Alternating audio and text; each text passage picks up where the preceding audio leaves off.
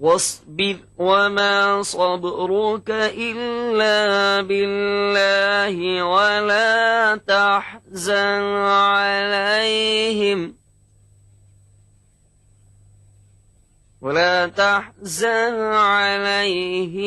ولا تك في ضيق مما يمكرون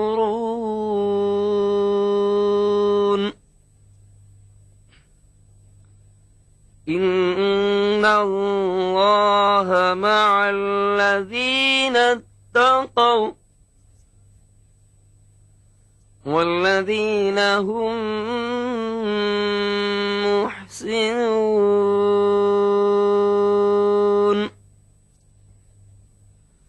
صدق اللہ العظیم۔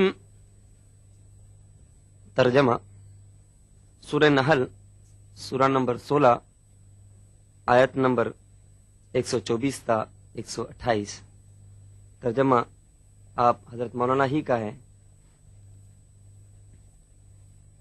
اے نبی صلی اللہ علیہ وسلم، آپ اپنے پروردگار کے راستے کی طرف لوگوں کو حکمت، دانائی اور دانش مندی کے ساتھ اور اچھی نصیحت کر کے دعوت دیتے رہیے۔ ضرورت پڑنے پر ان سے بحث کرنی پڑے تو نہایت ہی حسن و خوبی کے ساتھ بات سمجھائیے۔ بے شک آپ کا رب خوب اچھی طرح جانتا ہے ہر اس شخص کو جو اس کے راستے سے دور بھاگ گیا ہے، اور ان لوگوں کو بھی خوب جانتا ہے جو اس کی راہ پر چل رہے ہیں۔ اور تم کو اجازت دی جاتی ہے کہ تمہیں جتنا ستایا گیا ہو اس تکلیف پر اتنا بدلہ لے سکتے ہو، اور صبر کرو تو یہ بہت بہتر بات ہوگی صبر کرنے والوں کے لیے۔ صبر کرو اور جی کو تھام رکھو، اور تمہارا صبر کرنا اللہ کی توفیق ہی سے ہو سکے گا، اور ان کے حال پر غم کرنا چھوڑ دو، اور ان کی تمام چال بازیوں پر اپنے دل کو تنگ نہ ہونے دو۔ جو لوگ پرہیزگار ہیں اور نیکی پر قائم رہتے ہیں، بے شک بات یہ ہے کہ اللہ ان کے ساتھ ہے۔ صدق۔ ابھی آپ نے تلاوت اور ترجمہ سنا۔ ناظرین کرام، نصف صدی سے زائد کا عرصہ گزر چکا، ہمیں آزاد ہوئے۔ اس عرصے میں جو حالات رہے ان میں مسلمانوں کا کیا کردار ہونا چاہیے تھا، کہاں ہم نے غلطیاں کی، کہاں ہم چوکے، کہاں ہم کامیاب ہوئے، یہ تمام باتیں ہمارے لیے ایک اہم ماضی ہے۔ آج ہمارے بیچ صرف اس ملک کی ہی نہیں بلکہ بین الاقوامی شہرت کی مالک ایک معتبر اور مشہور ہستی ہمارے بیچ ہے، الحاج مولانا حضرت عبد الکریم پاریکھ صاحب۔ مختصراً یہ کہتا چلوں آپ کے تعلق سے کہ سب سے بڑی خدمت تو آپ نے یہ انجام دی ہے کہ آپ نے قرآن مجید کا ترجمہ نہایت ہی سلیس اور سادہ اردو میں کیا ہے، جو تشریح القرآن کے نام سے مقبول عام ہوا۔ اسی طرح آپ کے ایک اور تصنیف لغت القرآن، جو کہ قرآنی عربی سیکھنے میں معاون اور مددگار ثابت ہوئی۔ آپ کئی اہم اداروں سے جڑے ہوئے ہیں۔ ہماری خوش قسمتی اور اللہ کا احسان ہے کہ آج ہم آپ کی ناقدانہ اور ماہرانہ رائے جاننے کے لیے ہم اور آپ کے ذریعے خیالات سے واقف ہونے کا فیض اٹھائیں۔ آپ کے تقریر کا عنوان ہے موجودہ حالات میں ہندوستانی مسلمانوں کا کردار۔ مولانا عبد الکریم پاریکھ صاحب۔ الحمد للہ الذی جعل لكل شيء سببا وأنزل على عبده كتابا عجبا يهدي للرشد فآمنا به اللهم صل على محمد عبدك ورسولك النبي الأمي أعوذ بالله من الشيطان الرجيم بسم الله الرحمن الرحيم ادعو إلى سبيل ربك بالحكمة والموعظة الحسنة وجادلهم بالتي هي أحسن. بزرگان محترم اور نوجوان ساتھیوں اور خواتین سب کی خدمت میں ہدیہ سلام پیش کرتا ہوں اور آپ کے لیے دعا کرتا ہوں کہ اللہ آپ کا گلشن آباد رکھے، آپ کو دنیا اور آخرت کی ہر بھلائی عطا فرمائے، اللہ آپ سے راضی راضی ہو، دنیا میں بھی اللہ کے مقبول اور کامیاب بندوں میں آپ کا شمار ہو اور آخرت میں بھی آپ اللہ کی رضا کے مستحق ہوں۔ اپنے لیے بھی دعا کی درخواست کرتا ہوں کہ میرے بارے میں جو کچھ کہا گیا میں اس کا مستحق نہیں ہوں، البتہ یہ کہ اللہ اپنے کسی حقیر بندے سے کام لے لے تو یہ محض اس کی فضیلت ہے اور اسی کی شان ہے، نہ ہماری کوئی ہستی ہے نہ کوئی حیثیت ہے۔ حضرت سلیمان کی زبان میں کہتا ہوں کہ ان کو جو کچھ اللہ نے دیا شاید کسی اور بندے کو دیا ہو، بڑی بڑی نعمتیں دی، نبوت دی، اس سے بڑی کیا بات ہو سکتی؟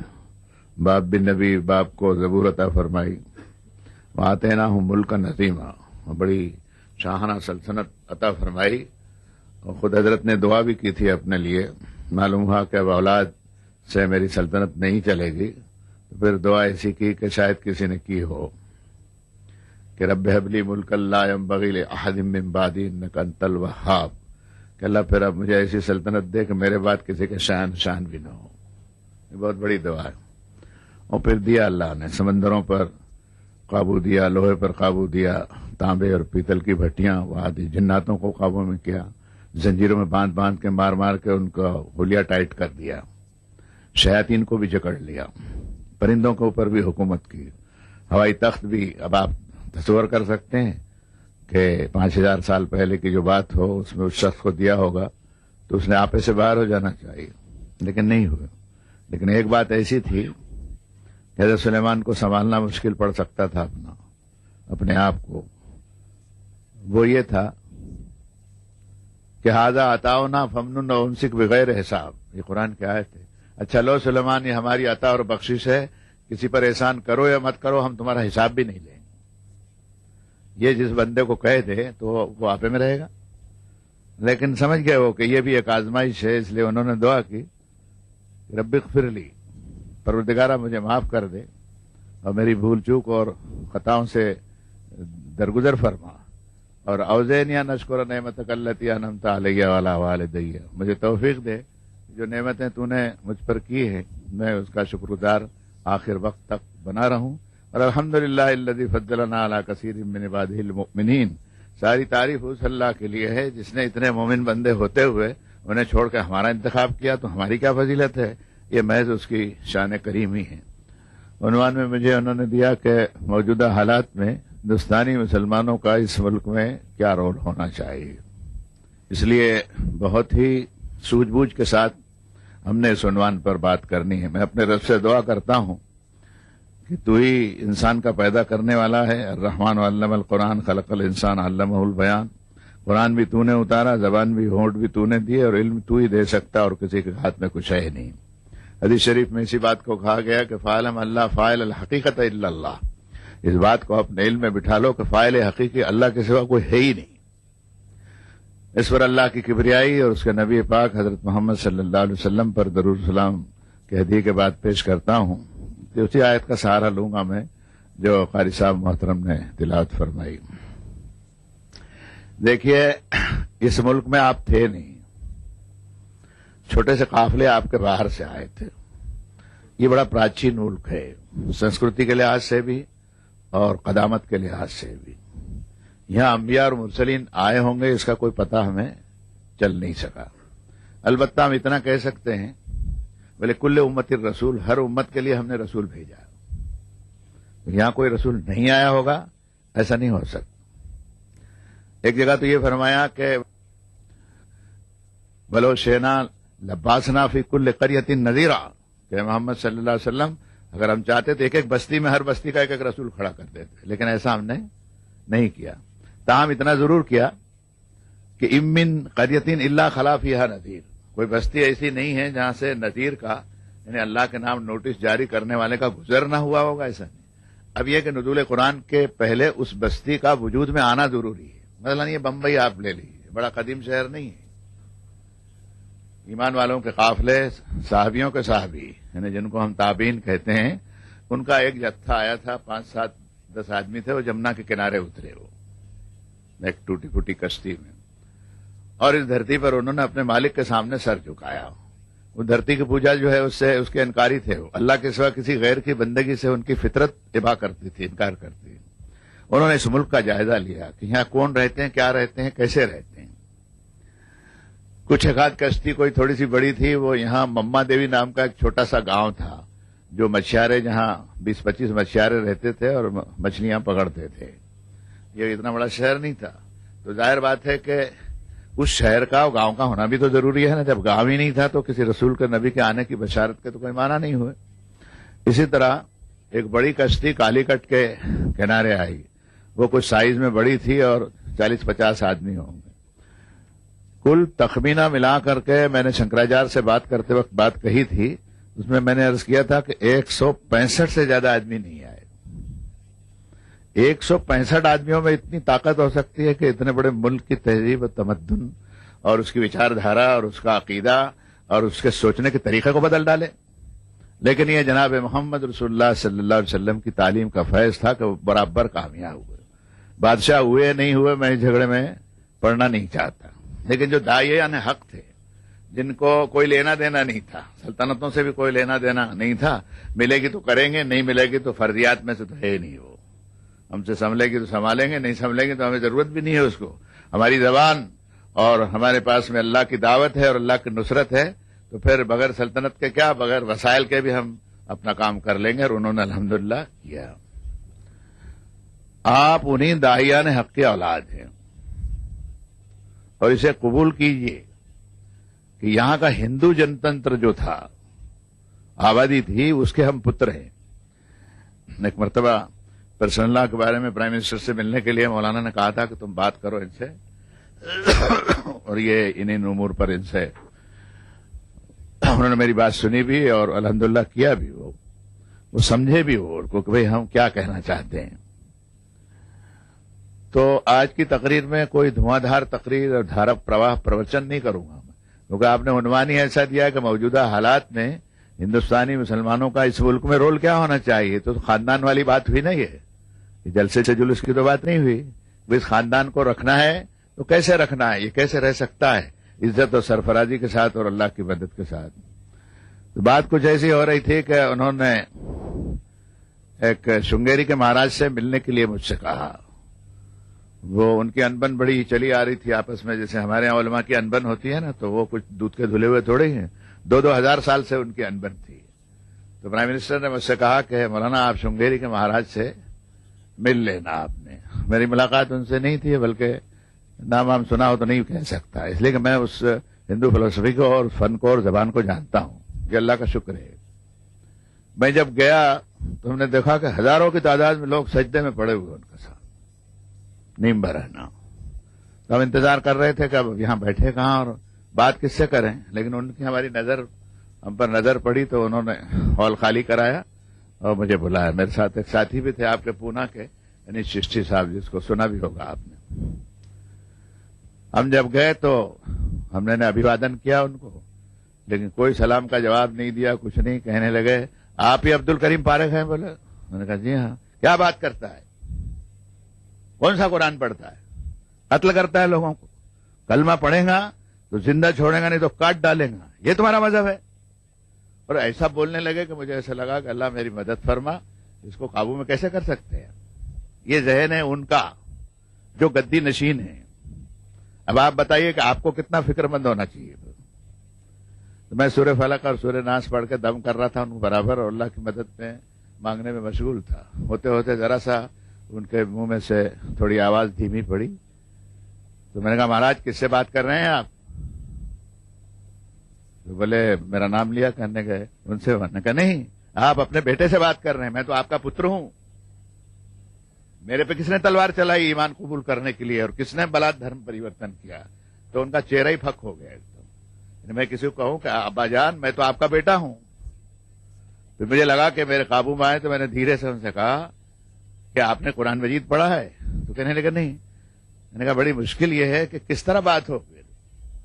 جس کتاب نے یہ کہا ہو کہ انہ من قتل نفسا بغیر نفس او فساد فی الارض فکانما قتل الناس جميعا ومن احیاها فکانما احیا الناس جميعا.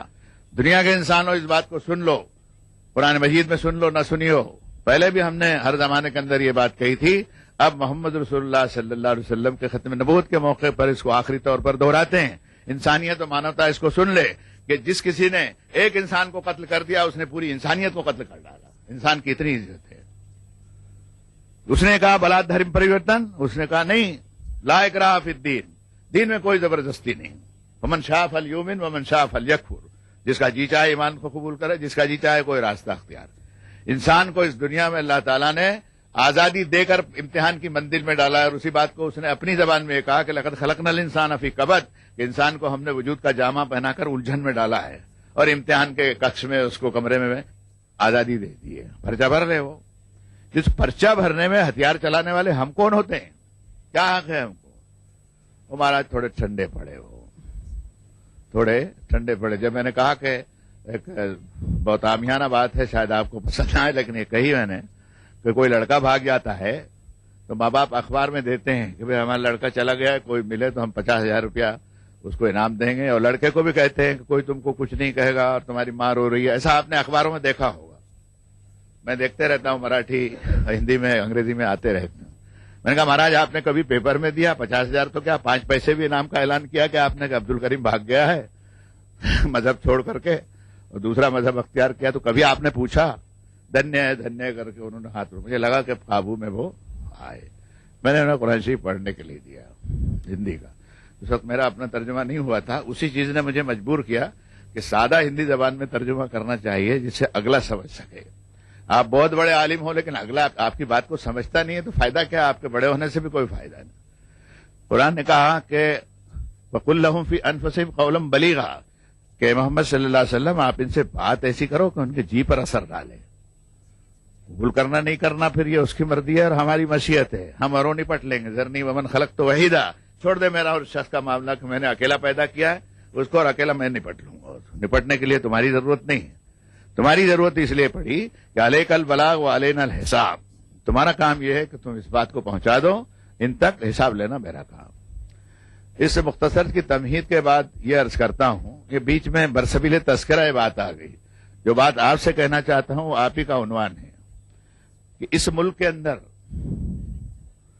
آپ کا کردار اور کریکٹر اور کیا رول ہونا چاہیے موجودہ حالات میں.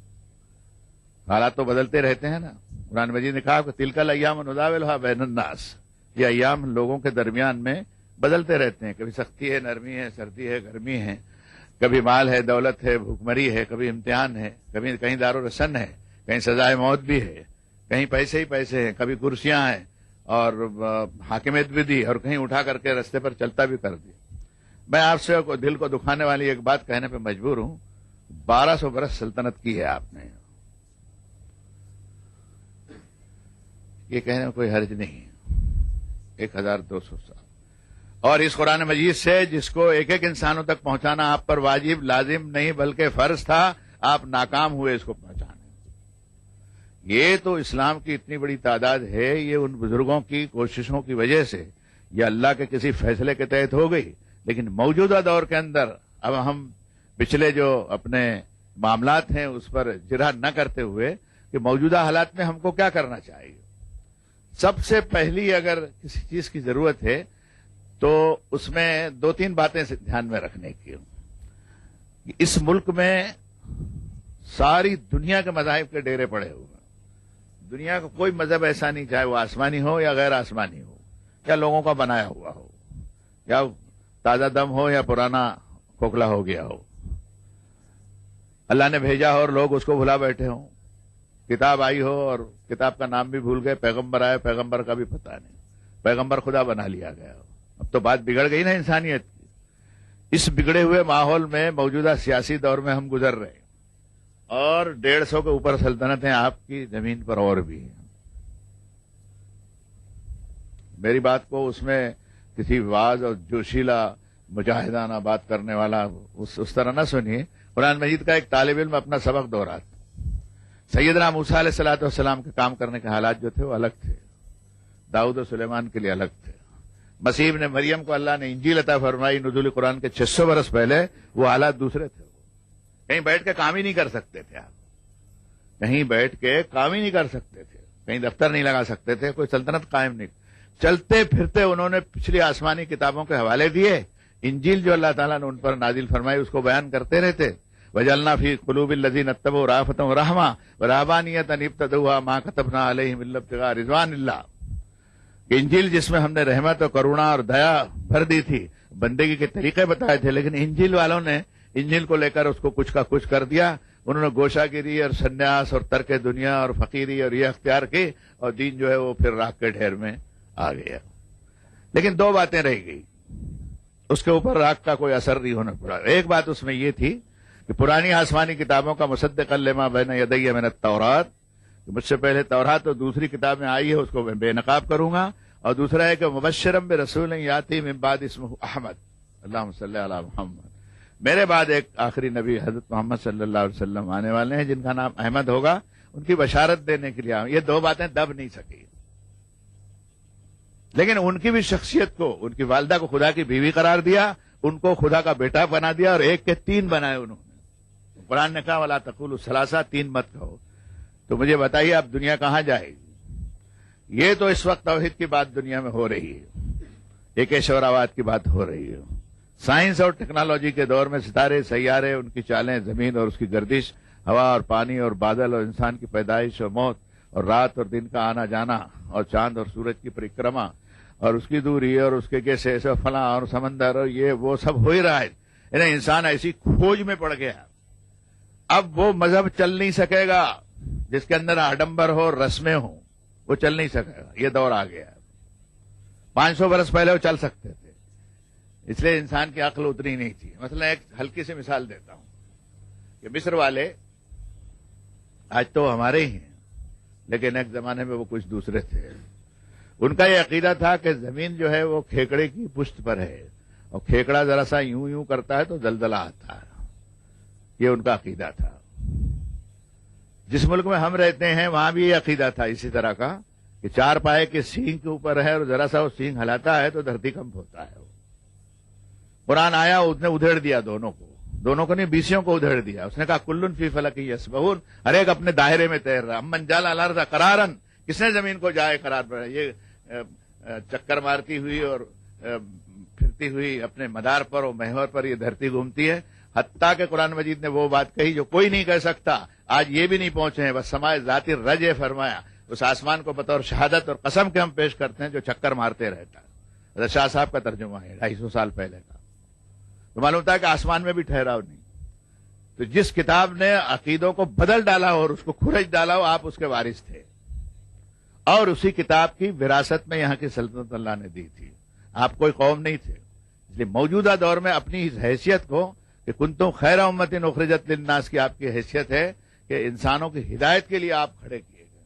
اگر آپ کو قانون الہی معلوم نہ ہو، خاص طور پر وہ کتاب جس میں لقد انزلنا الیکم کتابا فیہ ذکرکم افلا تعقلون، یہ کتاب ہم نے تمہارے لیے نازل فرمائی، اس میں تمہارا تذکرہ موجود ہے، اس کو ڈھونڈا کیوں نہیں آپ نے؟ اور اس کے جاننے کے اندر کوتاہی کیسی؟ ماننے میں کوتاہی نہیں کی، ایمان میں بھی الحمدللہ کوتاہی نہیں کی، ادب میں اور تعظیم میں بھی کوتاہی نہیں کی، پڑھنے میں بھی کوتاہی نہیں کی، لیکن مانا میں آپ کو شیطان نے چکر میں ڈال دیا کہ سب کچھ کیجو لیکن اس کا مطلب مت سمجھو، اس لیے کہ مطلب اگر سمجھ گیا تو شیطان کی ساری تھیوری جو ہے وہ بسمیبوت ہو جائے گی۔ اس نے بھی اپنا کھیل کھیلا۔ اب میں اس دور کے اندر آتا ہوں کہ سن 47 کا آپ میں سے بھی جو عمر کے اعتبار سے بزرگ ہیں انہوں نے دیکھا ہے، میں نے بھی دیکھا ہے، جوانی کا عالم تھا میرا 47 میں، اس وقت آپ کے پاؤں اکھڑ گئے تھے۔ سن 47 ابھی ہے ہمارے سامنے کی بات اس ملک میں، اور قرآن کو اترے ہوئے 1400 برس ہوتے، لیکن اس کی تصویر قرآن نے وہاں بھی بتا دی۔ یہ قرآن کا کمال۔ اس نے کہا وَاذْكُرُوا إِذْ أَنْتُمْ مُسْتَضْعَفُونَ فِي الْأَرْضِ، اللہ کی اس نعمت کو بھولنا مت، زمین میں تم کمزور پڑ گئے تھے، तखाफून यतखत्तफकुम अन्नास हो, तुम्हें डर पड़ गया था कि लोग तुम्हें नोच नाच के तिक्का बोटी तुम्हारी उड़ा देंगे, आवाकुम, तुम्हारे कदम जमाए और तुमको फिसलने नहीं दिया, और रज़क़कुम मिनत तय्यबात, और पाकीज़ा रिज़्क़ भी तुमको दिया। तुम इस आयत को कैसे भूल सकते हो? कुरान मजीद समझ के पढ़ने की आदत डालें तो आप ही नहीं बल्कि सारी कायनात की हकीकत ही, यही दौर नहीं पिछले अदवार भी आपके सामने ऐसे ऐसे घूमने लगेंगे जैसे रात दिन का क्रम हमारे सामने घूमता।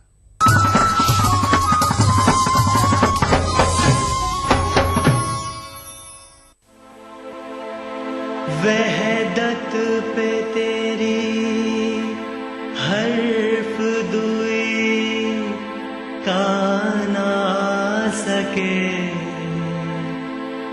वहदत पे तेरी हर्फ दुई का ना सके, आईना क्या मजाल तुझे मुंह दिखा सके, आईना क्या मजाल तुझे मुंह टीवी उर्दू पर अगला प्रोग्राम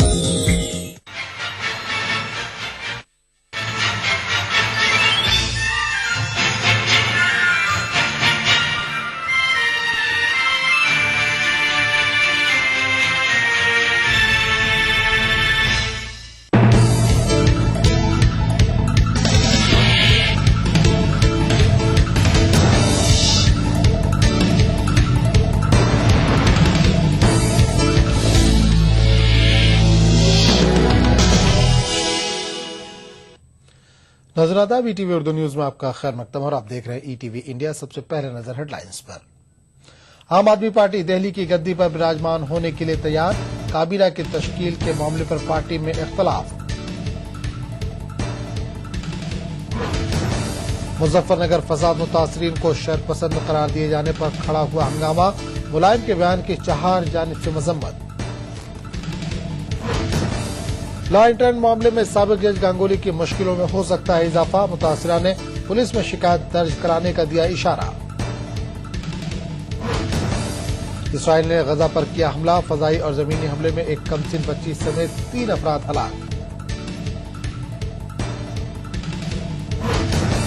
और दुनिया भर में क्रिसमस की धूम, हिंदुस्तान में भी गिरजाघरों में दुआया महफिलों का एहतमाम।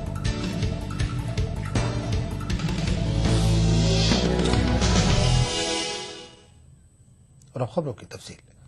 दिल्ली में 26 दिसंबर को हुकूमत तश्कील देने जा रही आम आदमी पार्टी ने अपने मुजव्विजा वुज़रा की फहरिस्त लेफ्टिनेंट गवर्नर के पास भेज दी है, लेकिन इसके साथ ही काबीना की तश्कील के मामले पर पार्टी में इख्तलाफात भी उभर कर सामने आए हैं।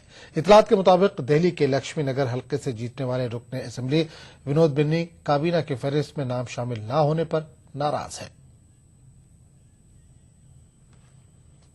आम आदमी पार्टी दिल्ली के लेफ्टिनेंट गवर्नर के पास अपने 6 मुजव्विजा वुज़रा के नाम भेज दिए हैं। फहरिस्त में मनीष सिसोदिया, सोमनाथ भारती, गिरीश सोनी, सौरभ भारद्वाज और सत्येंद्र जैन के नाम शामिल हैं।